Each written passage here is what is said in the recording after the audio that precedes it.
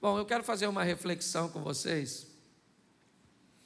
Eu tenho feito uma observação um pouco mais minuciosa no livro de Gênesis.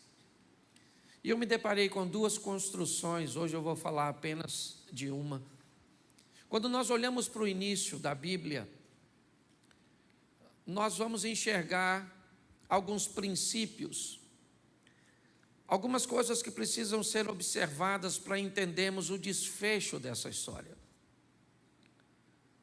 A Bíblia nos diz que Deus é tão poderoso que, apesar de Gênesis ser considerado o início, ele também já estabelece, já prefigura uma visão do final.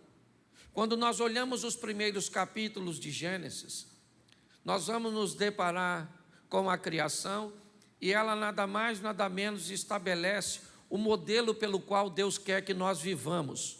Quando Deus começa a chamar à existência as coisas como se elas já existissem. Quando Deus começa a criar, dizendo haja isso, haja aquilo, forme-se isso, forme-se aquilo. O que a Bíblia está dizendo é que modelo o indivíduo que vai povoar a terra precisa viver, o modelo de fé. Por isso que a Bíblia diz que o justo viverá pela fé. E o que é a fé? É acreditar que aquilo que não está ainda diante de seus olhos irá acontecer. E esse é o modelo que Deus estabelece. A primeira coisa que Ele faz, e também nos serve por modelo, é trazer à luz a claridade, o esclarecimento. O que Deus está dizendo é tudo que vai fazer, antes de fazer, obtenha informações, traga clareza, traga entendimento. Por isso Ele não faz nada no escuro.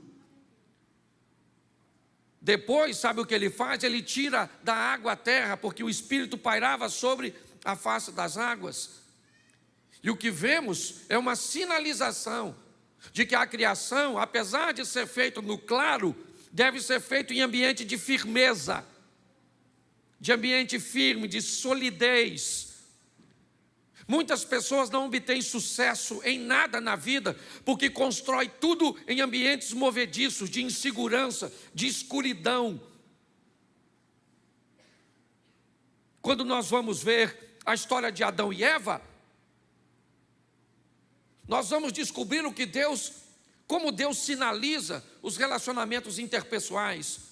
Aliás, ao olharmos para a Bíblia, basta olhar para os 10 mandamentos e vamos descobrir que 7 deles são focados em relacionamentos interpessoais. Ame teu próximo como a ti mesmo. Honre teu pai e a tua mãe. Não matarás, não adulterarás, não dirás falsos testemunhos, não cobiçarás nada do próximo. Quando olhamos para tudo isso, o que recebemos é a direção. Na história de Adão e Eva, esqueça o pecado e descubra como vai ser a vida de gente que não é capaz de abrir seu coração para falar de suas fraquezas. Quem fala de fraqueza não fala de fracasso. Essa é a grande verdade. Quando nós olhamos para Caim e Abel, sabe o que vemos? Vemos a Bíblia dizendo como é difícil lidar com diferenças. Como é difícil lidar quando pessoas têm coisas que nós não temos, com inveja. E olhando isso mais de perto, eu me deparei com a primeira grande construção feita pela mão do homem, a Arca do Noé. Logo à frente nós vamos ver, assim que eles descem, a segunda construção feita pelo homem, a Torre de Babel. Duas coisas tão próximas, com significados tão distintos, com resultados finais tão diferentes. Mas vamos dar uma olhadinha nessa história rapidinha do tal do Noé e vamos ver o que podemos tirar de resultados, de exemplo para a minha e para a sua vida. Coloca para mim, por favor, Gênesis capítulo 6, verso de número 9. Gênesis 6, 9, diz assim: esta é a história da família de Noé. Noé era um homem justo, íntegro, entre o povo da sua época. Ele andava com Deus. Feche seus olhos. Pai, em nome de Jesus, eis aqui a tua palavra. Continua falando conosco, usa-me como um canal de bênção nesta hora, pelo poder do nome de Jesus. Amém. Glória a Deus. Amém? Isso. A minha tradução diz que Noé era alguém perfeito em suas gerações. Ele era justo e perfeito em suas gerações. Me parece que a história de Noé tem muito a ver com o passado. Quando nós olhamos, por exemplo, para o pai de Noé, Lameque, eu não sei te dizer o que ele fez, mas quando Noé nasce, ele lança uma palavra profética para seu filho de forma extraordinária, dizendo que aquele menino iria fazer diferença na sua geração, e fez. Quando eu olho para o avô de Noé, eu me deparo com nada mais, nada menos que Matusalém. Pastor, o que Matusalém fez? Eu não sei, mas a Bíblia diz que esse cara viveu 969 anos. Nem sei se isso é possível, se a contagem é como a nossa. Eu só sei que se eu olhar para um dos mandamentos, eu vou entender que o camarada que tem longevidade de vida é o que honra pai e mãe. Então eu poderia até dizer, mesmo num contexto meio movediço, que Matusalém era alguém de honrar família. Mas o bisavô de Noé era nada mais, nada menos que Enoque, um homem que andou com Deus e foi levado em glória. Pastor, o que você está querendo dizer? Que Deus está dando o perfil desse cara. E diga-se de passagem, não chega nem perto do nosso. Porque se a gente for depender de um pai, muitas vezes, para ser bem-sucedidos, se nós necessitarmos de um avô ou de um bisavô para sermos bem-sucedidos, nós estamos lascados. Então, quando nós olhamos para o exemplo desse cara, é fácil. É fácil olhar para ele e ver que seu histórico, seu pedigree, seu sucesso em ser colocado no rol dos heróis da fé dos hebreus. Olhar um homem que fez a diferença, que construiu a primeira grande obra realizada por um homem, e não foi algo pequeno. Nós olhamos e dizemos, esse cara fez porque tinha um contexto familiar que lhe dava a base para isso. Tá bom, mas eu não tive. Você não teve. Você teve um pai cachaceiro, negligente, certo? Você teve alguém que, muito pelo contrário, você deve evitar copiar. Então, como é que eu vou olhar para a minha vida e vou pegar esse texto bíblico e vou dizer que eu tenho condições de fazer a diferença, que eu vou viver o que ninguém na minha família viveu, que eu vou andar com Deus se minha mãe não andou, se meu pai não andou, ou se anda de qualquer maneira, ou se alguém dos meus foi pastor, mas foi um pastor de qualquer jeito, ou se minha família é toda desestruturada. O que é que a Bíblia está querendo me dizer quando me dá como referência um indivíduo tão perfeitinho, para que eu estabeleça como parâmetro? Por que Noé andava com Deus? É fácil. Porque Lameque andava com Deus, porque Matusalém andava com Deus, porque Enoque andava com Deus. Agora, como é que você vai andar com Deus? Como é que isso vai acontecer com você? Aqui já poderíamos ter uma boa desculpa para justificar nossa superficialidade em relacionamento, nossa imaturidade em sensibilidade. Quando olhamos para esse texto, se não colocá-los da forma correta, nós já vamos achar aqui um excelente limitador para mim e para você. Mas não é disso que eu vim falar. Eu vim falar que não interessa se você tem pedigree ou não, chegou a sua vez de viver a sua história com Deus. E ela é altamente particular. Então, se você quer se colocar como um produto do meio, tem todo o direito. Só que a Bíblia diz que Noé vivia no meio de uma geração corrompida. Mas ele resolveu se manter. Ah, pastor, mas o senhor mesmo já disse que ele resolveu se manter, por quê? Porque todo mundo na igreja do Noé era crente pra caramba. Porque os vizinhos do Noé eram crente pra caramba. Porque o Noé estudou no colégio ali, que todo mundo era crente. E eu não. Beleza, e daí? É essa justificativa que você quer? Então deixa eu te dar um texto bíblico simples para você observar. Observe aí, por gentileza, Romanos 12, 2. Coloque para mim aqui. Romanos capítulo 12, verso 2. E não vos conformeis com este mundo, mas transformai-vos pela renovação do vosso entendimento, para que experimenteis qual seja a boa, agradável e perfeita vontade de... Preste atenção aqui. Você não teve pedigree, mas você tem a palavra de Deus.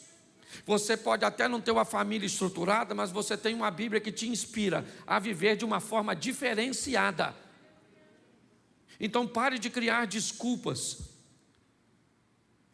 de que o seu sucesso tem a ver com coisas que te deixaram de herança, porque uma herança só é sua se você tomar posse. Quando eu olho para a história desse camarada, a primeira coisa que eu vejo é a capacidade que ele tem de lidar com um ambiente hostil, tóxico, difícil, e ele está em todo lugar, irmão. Hoje nós chegamos na igreja onde deveríamos encontrar só gente crente, cheia de Deus, coração solícito, não é? Gente piedosa. É isso que as pessoas esperam quando chegam na igreja. Chega na igreja e lida com uma situação totalmente oposta. Vem para o culto, senta do lado de alguém que não presta atenção, fica no celular. Senta no culto, às vezes você chega aqui, alguém está no WhatsApp, está conversando, fica te encostando. E nós temos, aí você sai da igreja, oh meu Deus, vamos para casa. Aí em casa é uma tribulação. Aí vai trabalhar, 2 tribulações. Aí vai para o trânsito, 3 tribulações. Como é que nós vamos ser crentes num ambiente desse? Pare e pense nisso. Muitas pessoas não conseguem sobreviver a esses desafios. E acabam justificando-se, dizendo que o ambiente cujo qual elas estão está corrompido. E isso tem feito com que elas não se posicionem. A história deste homem me inspira a entender que a geração cuja qual ele estava inserido era uma geração pecaminosa. Mas ele conseguiu sobreviver. E ele, porque tinha uma estrutura familiar. Mas nós, porque temos o Espírito Santo de Deus. Se eu desse oportunidade para... Quantos aqui tem uma história triste para contar? Levanta a mão. Glória a Deus. Não dá nem para eu dar oportunidade. Senão o culto não acaba nunca mais. Porque quem não tem hoje vai ter amanhã, sim ou não? Então, meu querido, se você quer vir aqui, não, pastor, sofro muito, uma dificuldade grandiosa, isso aí é para todo mundo, meu filho. Você tem que sobreviver a isso. E você não vai, não tem história familiar, não tem vizinho, não tem parente, não tem. Então você tem a palavra de Deus, você tem, né, os exemplos que Deus te deixou para viver. Posso ouvir um amém? Amém. Isso. E o que esse cara vai receber? Uma missão. Qual é a proposta de Deus para Noé? Verso 14. Faze para ti uma arca de madeira de gofé, farás compartimentos na arca e a betumarás por dentro e por fora com betume. Preste atenção que aqui está a missão. Deus vai dizer para Noé o que Ele quer que Noé faça. E não é nada fácil. Não é algo cujo qual ele tem habilidade para fazer. Ele não tem expertise. Noé é um agricultor. O que ele está acostumado a lidar com plantio. É aquilo que ele sabe fazer. E um belo dia Deus aparece para ele e diz para ele: olha, Noé, eu preciso que você faça uma arca de madeira, porque eu vou trazer um grande dilúvio que vai inundar a terra. A sua missão é essa. Você vai construir isso. Mas como é que eu vou fazer? O Senhor está me pedindo algo impossível. Quando nós formos olhar mais à frente a história da Torre de Babel, não hoje, nós vamos ver que havia muita gente para construir, que tecnologia e que conhecimento já fazia parte do povo no que diz respeito àquilo. Mas a probabilidade de Noé ter sucesso nesse empreendimento é pequena demais. Mas o sucesso de Noé, é isso que eu quero que você entenda. O seu e o meu sucesso tem a ver com o aval de Deus. Você vai precisar de talento, vai precisar de conhecimento, vai precisar de muita coisa. Mas saiba de uma coisa, o mais importante é se Deus está contigo. Porque se Deus estiver com você, querido, se Deus é por nós, quem será contra? Descubra a sua missão. Ah, pastor, agora o senhor complicou. Porque a missão do Noé é construir uma arca. Qual o propósito dessa missão? Salvação. O propósito é salvação. E qual é a missão? Construir um local para que essas pessoas sejam salvas. Então deixa eu falar uma coisa que é universal. Se você não sabe a sua missão, eu vou te mostrar o que a Bíblia diz a respeito. Coloca para mim Marcos 16:15, por favor. E disse-lhes: ide por todo o mundo, pregar o evangelho a toda, essa é a missão de todos nós. Ah, pastor, mas eu não sei pregar. Não pregue, viva. Vá para perto das pessoas com estilo de vida, cujo qual as pessoas olhem para você e digam: nossa, sua vida me inspira. É agradável estar perto de você. Quando você chega, as coisas ficam mais leves, mais diferentes. Às vezes as pessoas dizem: eu não sei explicar, mas a sua chegada muda todo o ambiente. O que é isso? São pessoas que cumprem a sua missão. Muitas das vezes, o lugar mais disputado na igreja é um local de frente ao microfone, de frente a um instrumento, o altar. Eu não sei que cultura nós aprendemos isso, mas segundo a Bíblia, quem oferece o culto é a igreja, e quem ajuda a igreja a oferecer o culto somos nós. O mais engraçado é que nós, que na verdade somos auxiliares do culto, que pregamos, que cantamos, que tocamos, que removemos oferta, muitas vezes nos achamos os mais importantes da história.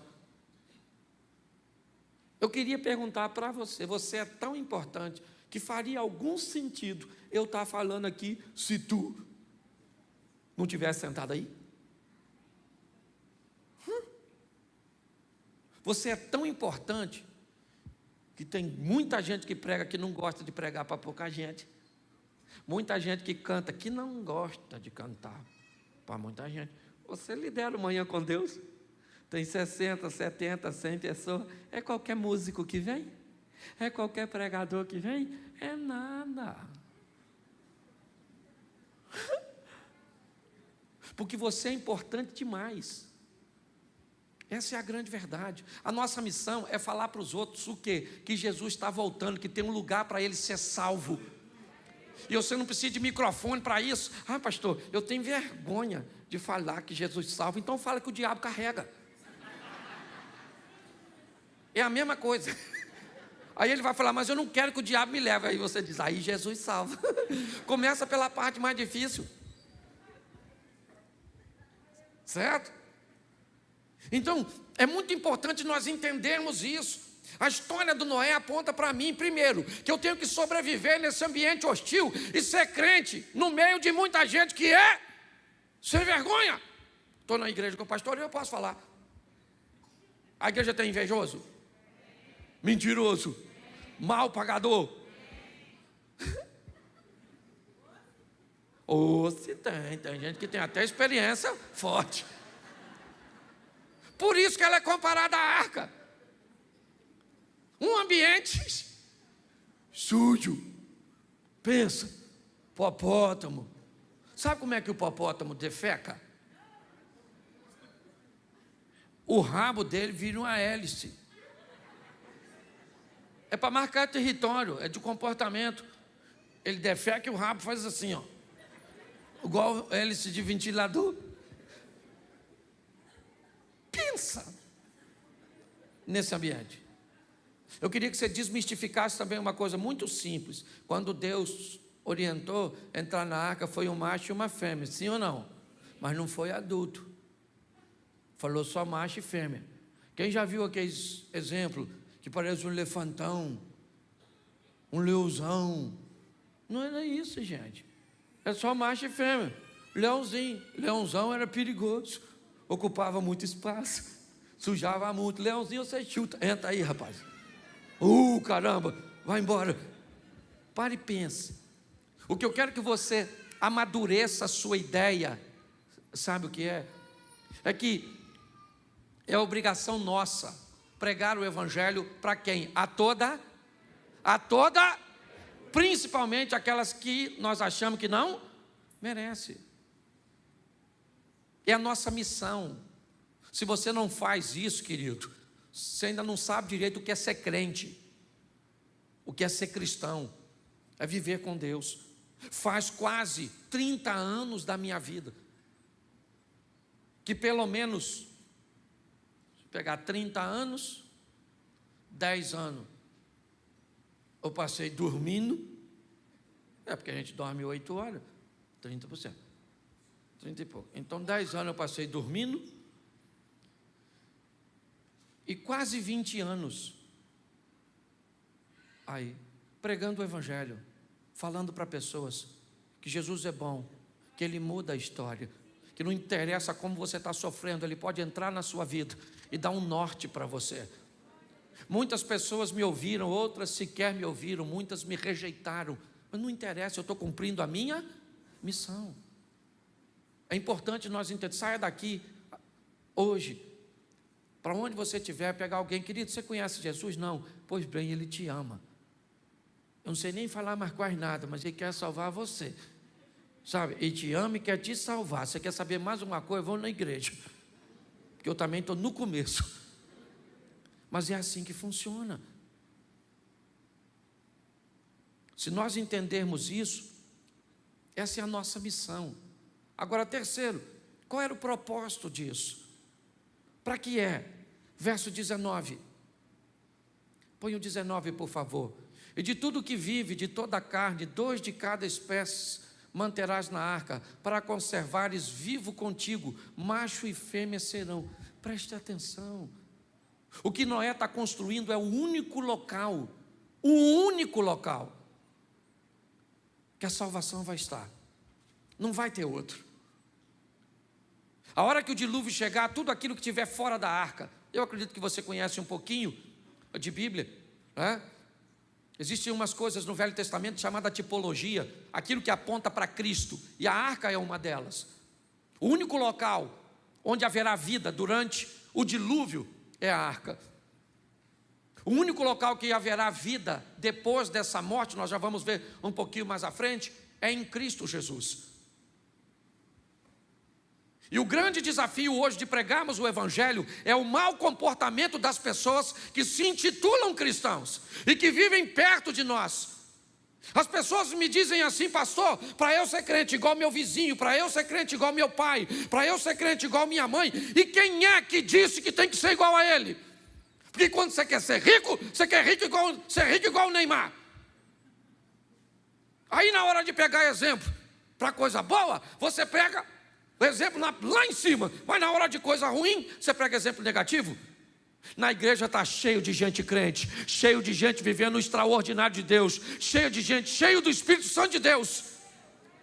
Mas nossos olhos parecem, eu como pastor, eu tenho muitos pastores amigos experientes, e às vezes eu vou falar com eles, eles falam assim: Cláudio, pare de olhar na igreja para pessoas com poucos resultados, para gente que está ruim. Para ela você continua pregando, mas olha para o cara que está trabalhando, olha para o cara que está mudando de vida, olha para o cara que está indo para frente, que é isso que vai te animar. Olhe na igreja para quem está vivendo o incrível, o extraordinário, sensacional, para a gente que está cheio de Deus, que está mudando de vida. Porque não tem outro lugar, irmão. Isso não é conversa fiada. Não tem, sabe, outro lugar para que sejamos salvos. É somente a arca, é somente Cristo. Nosso propósito é apontar para Ele, porque Ele é o único e suficiente Salvador. Me perdoe, os católicos, Maria não leva ninguém para o céu. Me perdoa os espíritas, não vai voltar de novo. Hebreus 9, 27, ao homem está determinado morrer apenas uma vez, vindo depois da morte o juízo. O único local que nós vamos achar o direito de vida eterna é Jesus Cristo de Nazaré. É assim que funciona. Pastor, eu não acredito nisso, então peça a Ele para enviar o Espírito de Deus para a sua mente, para que você acredite, porque não é conversa fiada. Olhe para isso de uma forma mais intensa. O propósito disso, da igreja, é fazer com que pessoas vivam para sempre com Deus. Porque Romanos, coloca aí 3:23, porque todos pecaram e destituídos estão da glória de... Todos pecaram. E esse todos inclui você. Ah, pastor, mas eu nunca matei. Eu só minto. Mas eu também não matei. Eu falo isso aqui, tem gente que tem um orgulho do pecado pelo qual vai para o inferno. Não, igual o Covid está fazendo uma coisa que dá bastante, por exemplo. Quando alguém morre hoje, sabe o que você fala? Ah, morreu? Morreu, mas graças a Deus não foi de Covid. Infartou. Mas não morreu? Mas graças a Deus. Certo? Tem gente que tem orgulho. Eu vou para o inferno, mas não é para o adultério. É só porque eu sou nervoso e falo uns palavrão. Isso vai dar uma confusão lá na porta. Por que você veio? Eu nem pensei que vinha.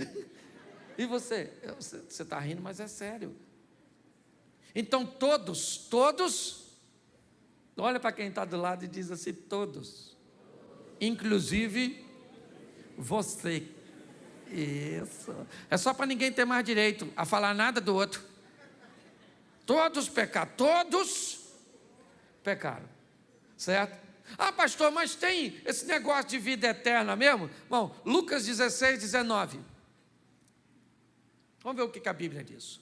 Ora, havia um homem rico, que se vestia de púrpura e linho finíssimo, e vivia todos os dias regalada e esplendidamente. Verso seguinte. Põe o próximo. Havia também um certo mendigo chamado Lázaro, que jazia cheio de chagas à porta daquele. Preste atenção. Aqui nós temos dois indivíduos. Isso é só para exemplificar. Eu quero que você pegue a mensagem. Tinha quantas pessoas aqui? Quantas? Duas. Aqui figura um rico e um pobre, mas Jesus já vai desmistificar isso, certo? Lá em Lucas 19, onde ele entra na casa de um milionário chamado Zaqueu e diz: hoje salvação chegou a esta. Então a história aqui não tem a ver com que rico vai para o inferno e pobre vai para o céu. Não é dinheiro que leva para o céu, meu filho. Então desmistifica isso. Eu me orgulho de ser pobre. Vai ficar decepcionado quando chegar no céu. Rua de ouro, vai caçar lama e não vai ter. Aí você vai perguntar, onde é a roça daqui? Tem gente que nem tem que ir para o inferno mesmo, tem uma turma que tem que ir. Sério. Oh, Jesus, tem misericórdia. Certo? Então aqui tem 2 homens, amém? Verso 22. E aconteceu que o mendigo morreu. Quem morreu? E ele foi levado pelos anjos ao seio de... E morreu também? E foi? Quem é que morreu? Os 2, o rico e o... Porque a morte não tem um troço mais democrático que morte. Pensa numa democracia. A morte só mata pobre? Que nada. A morte só mata rico? Só mata culto? Não, a morte, todo mundo morre. É um privilégio que todo mundo tem. Ah, eu não consigo morrer. Fica tranquilo, menino. Tem dinheiro, queria morrer, não queria morrer, morre assim mesmo. Tem gente que está mandando congelar o corpo para ver se vive de novo daqui a 200 anos. Quer ser primo do Highlander. Não vai rolar. Então não morreram os 2? Sim ou não? E agora, preste atenção. O texto vai dizer que todo mundo morre. E agora, o desfecho dessa história, eu não vou ler tudo, mas é de uma forma mais objetiva. Um no inferno e o outro no céu. Um no inferno e o outro no... A Bíblia diz que um está no seio de Abraão, o outro foi sepultado, está lá no Hades. A representação é céu e inferno. A Bíblia está dizendo que tem céu e inferno? Sim ou não? Sim ou não? Mas tem algumas pessoas que acham que não. Aí eu te pergunto, você acredita nas pessoas, no seu professor de filosofia? No documentário Alienígenas do Passado? No Lúcifer? Seriado? Quem é que assiste Lúcifer? Levanta a mão, você pode levantar, que aqui a gente não... Isso, legal aí, ó. Lúcifer. Quando eu era garoto, se eu falasse essa palavra em casa, não tinha dente na minha arcada dentária, só próteses. Você está rindo, mas é sério. Mas é céu e inferno. A Bíblia está dizendo que tem. E quem é que diz que não tem? Às vezes é alguém que sabe mais que a Bíblia.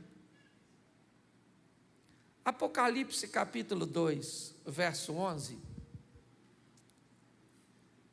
Coloca aí. Quem tem ouvidos, o que o Espírito diz, ao que vencer, não sofrerá o dano, não receberá o dano da... Preste atenção. Rico e Lázaro, os 2 estão vivos, ok? Os 2 morreram a primeira morte, sim ou não? A palavra morte está totalmente associada com separação. Porque o indivíduo morre, porque o espírito sai dele. Quando o espírito abandona um corpo, este corpo perde a vida. Todo o seu sistema de eletricidade, que faz o cérebro funcionar, o coração bater, ele se ausenta. Então, quando o espírito se separa do corpo, o corpo morre. E o que acontece com o corpo? Volta para... Mas entre corpo e espírito tem uma coisa chamada... E o que foi para o inferno e para o céu foi a alma do rico e a alma do Lázaro. Pastor, onde é que está o dano da segunda morte? Se a primeira é a separação do espírito do corpo, a segunda é a separação da alma de Deus.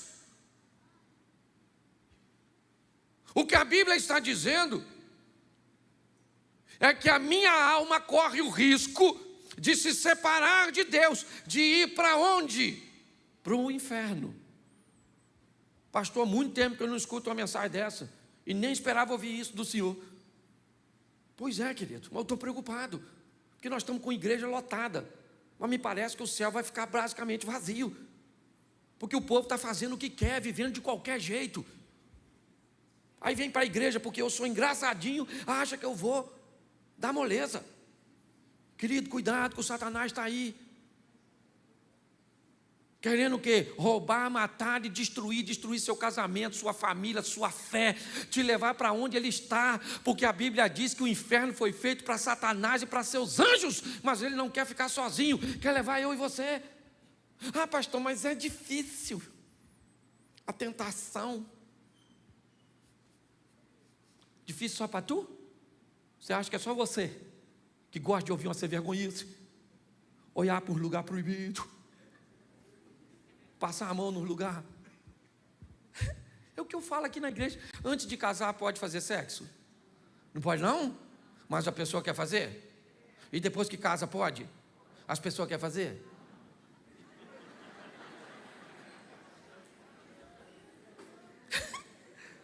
Pastor, só é engraçado. Engraçado é você. Olha só. O que a Bíblia está dizendo para mim é o seguinte: existe um propósito, ele é salvação, porque todos pecaram. E o que nós vamos fazer mediante isso? Nós vamos entender que nós não queremos receber o dano da segunda morte.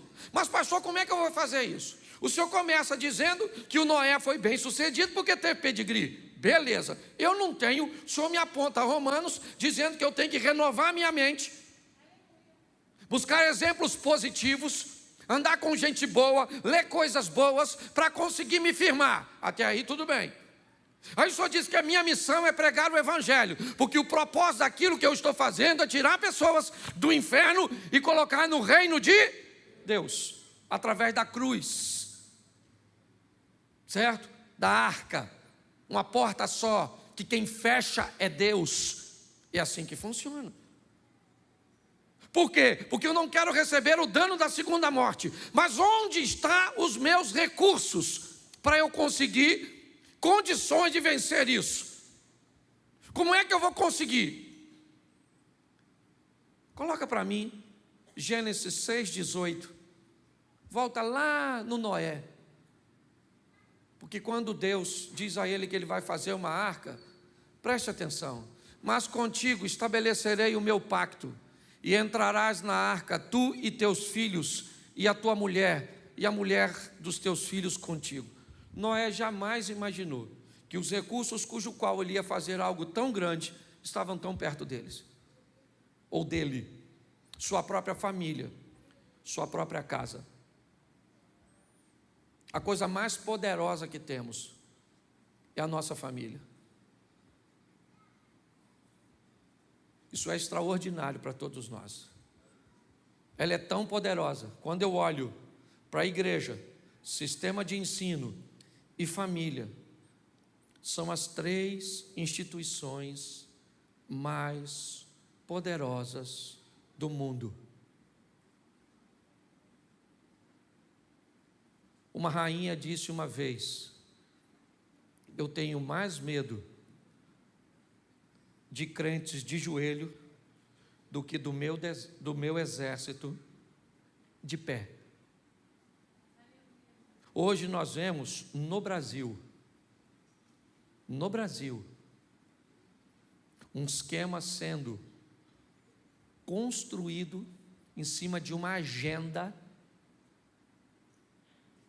para destruir o nosso sistema de ensino, deformando matrizes nos nossos filhos. Segundo, proibindo a igreja de pregar a verdade. E terceiro, desconstruindo os valores familiares. Me perdoe, você pode ir embora da igreja, mas se você quiser falar comigo e tiver argumento, meu gabinete está ali. O William pode até autorizar a subir. Se você é crente e diz que quer ser comunista ou socialista, suba aquelas escadas e me fala uma história dessa de sucesso. Você sabe o que me deixa mais triste? É que a maioria das pessoas que dizem que querem ser e que acham que é certo, nem sabe o que significa. nem sabe quais os países hoje, nem sabe quanto o povo teve que pagar. Esquece Bolsonaro, eu não sou bolsonarista, eu sou pró-governo, é diferente, eu sou pró-povo. Eu não quero bem-estar de igreja, de crente, de hétero, de branco. Eu quero o bem-estar do povo. Nossa nação merece respeito e é isso que eu tenho pregado aqui. É assim que funciona. Mas nós temos que entender o valor da família, o valor da igreja, o valor do nosso sistema de ensino. E como é que eu vou combater tudo isso? Com a Bíblia, é verdade. Com conhecimentos gerais, eu tenho que saber o que está acontecendo. Um povo alienado, que não sabe quase nada, lê muito sobre o pouco e fala muito sobre o pouco que lê. E o Espírito Santo de Deus. Nós precisamos disso, gente, de Bíblia, de conhecimento bíblico. Sabe? Conhecimento bíblico. Meu Deus. Uma vez um garoto falou comigo assim: pastor, eu quero fazer uma tatuagem. E eu falei: por quê? Olha o argumento, não esquece a tatuagem. Tatuagem não é pecado. Eu só acho que tatuagem é coisa de gente que devia morrer novo. Esse é o meu. O que você acha de tatuagem? Eu falei: a tatuagem é gente que devia morrer assim com 30 anos. Por quê? Porque quando vai ficar velho, eu vi uma rosa esses dias. Nas costas de uma velha, eu achei que botaram inseticida. Eu falei: alguém espirrou um spray de inseticida, mas assim já, as pétalas. Aqui nas costas da dona. Então não tem nada contra a tatuagem. Eu não faria porque eu não estou afim de morrer cedo. Sabe, as pessoas fazem assim, mas eu acho que é até bonito, sim ou não? Mas na pessoa quando tem um braço maneiro, umas coisas maneiras, né? Tem gente que faz umas partes para ninguém ver. Aí é maneiro, que só ela vê, fica velha, ninguém vê. Fica no oculto, do escondido, do profundo, é na verdade. Mas esquece, não estou condenando aqui, não estou condenando não, ok? Até porque eu não tenho nem texto bíblico para isso, eu estou só dando um exemplo. Mas um garoto foi e falou comigo que fez uma tatuagem, ele achava que era pecado, e ele me disse que tinha feito porque Jesus tinha tatuagem. E aí eu queria saber a profundidade do conhecimento teológico do irmãozinho. E ele me disse que a Bíblia diz que ele tinha na coxa escrito Rei dos Reis e Senhor dos Senhores. E eu disse para ele que também esse indivíduo da coxa escrita tinha cabelo branco, olho de fogo e uma espada saindo da boca. Por que é que ele não fez os outros três? E ele começou a rir. Conhecimento bíblico nos faz entender que o que estamos fazendo primeiro não é pecado ou é pecado. E quando alguém vier com a historinha para nos confundir a nossa mente, nós temos conhecimento bíblico. Nós precisamos de uma igreja que leia a Bíblia. Quem aqui lê a Bíblia? Glória a Deus. Quem aqui já faz mais de um ano que não toca na Bíblia? Levanta a mão, por gentileza. Aqui ninguém para. Isso aí. Tem gente. E vocês que levantaram a mão não estão sozinhos, não. Tem um montão de gente que nem levantou a mão, porque passa de um ano. Que eu nem perguntei isso. Nós vamos precisar, querido, sabe que é de conhecimento bíblico, a batalha, certo, no monte da tentação, lá próximo a Jericó, entre Jesus e Satanás, conhecimento bíblico. O diabo vai tentar te convencer. A ausência do conhecimento leva você e a mim à escuridão. Nós vamos precisar de conhecimento gerais para conhecer a história, o que já passou, ter um entendimento para não repetirmos os males do passado. Então não é só ler a Bíblia não, tem que ler boa literatura, escutar gente boa, se instruir. Posso ouvir um amém da igreja? Amém. Isso, povo alienado, às vezes que fica lá, ó. Não pode usar calça comprida, por quê? Mulher não pode cortar o cabelo. Vai para a África. Vai, aquele cantinho da África. Fala para uma mulher daquela não cortar o cabelo. Lá não tem um shampoo, não tem um. É só questão de tempo, pensa. Não, só não pode ser crente. Ah, mas lá pode cortar, aqui não pode. Por quê? Porque lá não é pecado, aqui é. Me dá um nervoso quando eu vejo essas histórias. Então vai ler a Bíblia, vai estudar, vai conhecer. E pastor, E mais o que eu preciso? Você precisa de uma intimidade com o Espírito Santo. Pastor, mas eu não enxergo ele. Você também não enxerga a eletricidade? Mas enfia o dedo na tomada? Mas cadê a eletricidade que está lá? Então dobra seu joelho e fala para o Espírito Santo: Espírito Santo, você existe mesmo? Eu estou na igreja há tanto tempo, escuto falar de você, vejo nada. O povo canta no arrepio, o povo prega no arrepio, eu não choro, eu olho para o outro chorando, e eu me dá vontade de chorar de raiva, que eu não sinto nada, e eu não vejo nada, eu não falo. Mas se revela para mim, eu quero ter intimidade, eu quero andar próximo. Vamos viver uma vida realista, porque Jesus está voltando, meu filho. Aliás, eu acho que ele já saiu de lá, já está chegando. Entendeu? Já a trombeta vai tocar. E aí, ó, Claudinho, ó. Cadê pastor Cláudio? Vem no culto, não. Por quê? Jesus levou.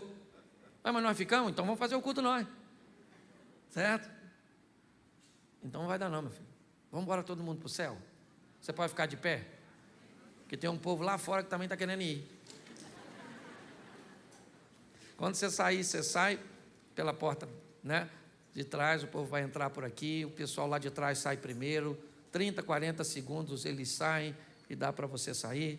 Feche seus. Você quer caminhar conosco, aquela sala ali atrás do cameraman, nós temos um pessoal lá para te receber. Passe lá e diga: ó, já estou caminhando com vocês aqui, estou querendo dar uma olhada em vocês mais de perto, para ver se dá para ser crente com vocês. Estou meio decepcionado de onde eu vim, não entendo direito o evangelho, mas estou interessado em caminhar aí com vocês. Então, dá um pulinho naquela sala, fale lá, ok?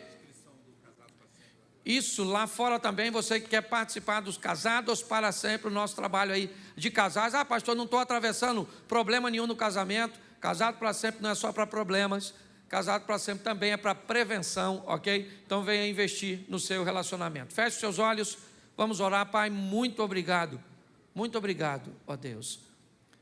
Muitas vezes nos faltam recursos.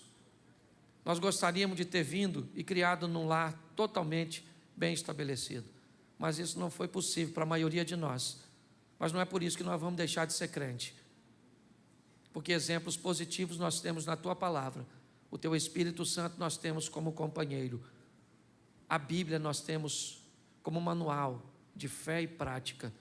Abençoa-nos, ó Deus, que tenhamos o entendimento que não basta a salvação apenas para nós, mas que há uma missão em pregar o Evangelho, com um propósito de salvar vidas, e os recursos o Senhor tem nos entregue através da Tua Palavra, dos conhecimentos e do Espírito Santo. Leva-nos aos nossos lares para uma semana de bênção, uma semana de vitória. Que o grande amor de Deus, nosso Pai, a graça de nosso Senhor e Salvador Jesus Cristo e as doces consolações do Santo Espírito de Deus seja para com todo o povo do Senhor, e todos digam: